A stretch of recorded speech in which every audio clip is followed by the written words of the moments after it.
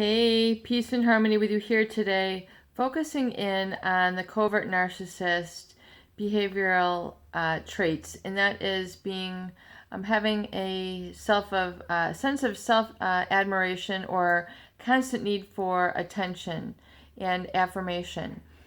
When we look at the narcissist tendencies in the covert narcissist, they're really the flip side to that we see manifest in the overt narcissist.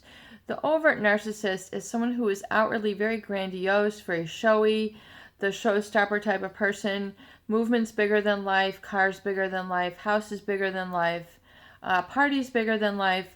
I mean, they're very self-important, self-indulgent type people, and you have no guesswork in knowing that this person has a superior sense of self. I mean, they can be highly accomplished, highly intelligent, highly functioning, very affluent, and having money, possessions doesn't make you a narcissist. But there, I'm describing really the type of people who are so self-important and have such heightened self-interest, but it's really to the devoid of others. In other words, it's to the, not to the detriment of others all the time, but it's really to the denigration of others, the belittling of others. They'll make it known that, they are this way and everyone else is not. So they have a very heightened sense of self, and self-importance to the exploitation of others. And yes, I mean, this person might be, very talented in a lot of ways and have a lot of accomplishments that really set them apart from the crowd. But it doesn't mean that they have to be haughty and like flaunted and braggart and boastful and things of that nature. Oftentimes, a healthy expression of this would be, your results speak for yourself. A business owner who has a highly, a wonderful business model, a great organization, great awards, accolades, systems based that bring out strengths in people, and people are acknowledged. So its success is enjoyed by everybody, and people are on a true north compass, a true north star.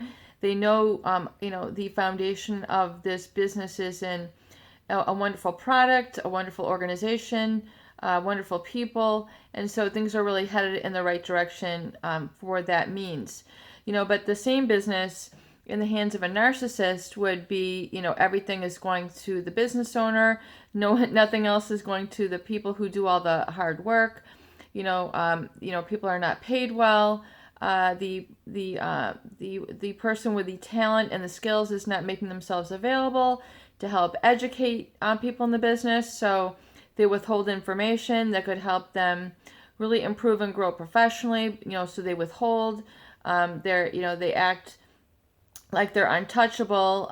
That they're the business owner and they're haughty, and then they flaunt it, and people are supposed to be scared or intimidated by this person. And that's really more of a narcissistic, psychopathic run type of organization. So just having success in and of itself doesn't mean that one is narcissistic. It's more really how how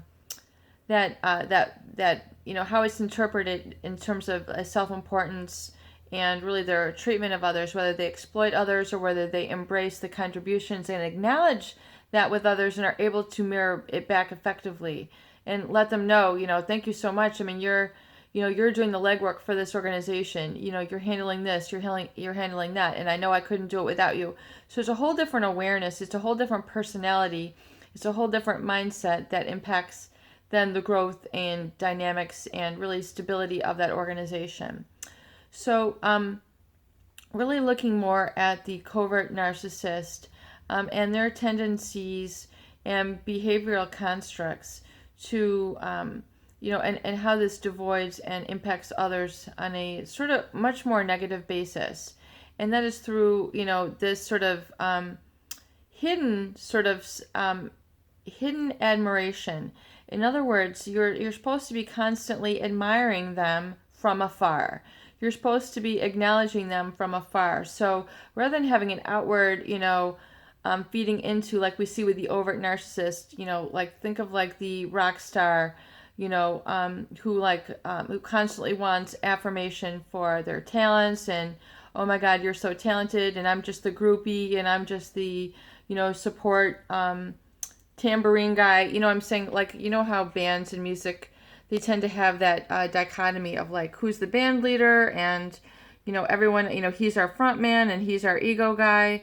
And so some bands really grapple with the ego members of the band, and like who's going to lead and who's going to write the music and produce, and take everybody's input into the overall production. So with the overt narcissist, it's easy to identify who one is supposed to be admiring, and you're supposed to be kind of giving that person that acknowledgement all the time. In the covert narcissist, it's very sly, it's very insidious, it's not readily apparent to the eyes, ears, or touch really, because they're getting that self-admiration through their reticence, through their aloofness, through their quiet productivity. In other words, the man who's the head of the household, who brings home the bacon, who pays the bills, but doesn't want to hear anything from anybody. In other words, it's through their very stonewalling sort of support that they get this sort of unspoken admiration. And sometimes that can be a positive thing and it can work, but it can be also turned on to such a degree that others don't learn from this person, others don't communicate with this person, others feel a little bit of intimidation or a little bit of discomfort, discord, cognitive dissonance. Like, you've provided, but I can't love you. I can't express things with you. I can't communicate with you. You're not like emotionally there. Your heart is not open. You're like behind the door, and so it can become like this constant need for attention or admiration, but just through a unspoken, non-communicated, constantly given, one-directional admiration of this person. So it's very insidious in that that person who's giving doesn't really, the person who's giving that admiration, attention, focus 24/7 in essence to this person, and then is feeling like they're walking on eggshells, unhappy, kind of like really knowing this, carrying around this internal sense of hurt and shame that that they have to support this person, acknowledge them, but they can't receive. There's not like there's not a two-way there. It's just supposed to be like almost a sucking of this energy out to this person. And especially when it's not like outwardly communicated, it's just like taken. It really creates a sense of violation and betrayal that really tends to foster, grow, and become a very profound, deep wound, emotional wound. And so it's a real sort of emotional, insidious and hideous emotional abuse that comes with this need of, attention always has to be on them, their needs, their goals, and what they have provided, and really that is not coming back to you, not reflected back to you, not reciprocated. So you don't have that rhythm in the relationship, in the communication style, which is healthy. You have to have a natural rhythm to your communication, and if not, it doesn't have that that temper. It doesn't have that tone. It doesn't have that that ability to be natural and organic and expressive. So it can really impact the communication abilities from those people in their environment, their use of vocabulary, their timbre, their emotional experience within their body, because this all is interconnected, and can really set up the propensity for disease, a lot of, all the other issues that go with it, the brainwashing, gaslighting, the feeling of walking on eggshells, can set up a lot of depression, anxiety, and then with those emotional disorders, it impacts really the feeling in the body, which impacts the neuropeptides and really the DNA of all of the cells, and it can set it up for disease and weakness. And really keep one from living their purpose and their true empowerment. So if you have, acknowledged this, of course, and you do require or would enjoy some discussion on this with your individual case-by-case basis, please do contact me at peaceandharmonynow@gmail.com. I do understand. I do get this. I know it's a very difficult thing to articulate and go through and process. So if you would like consultation, please do feel free to contact me.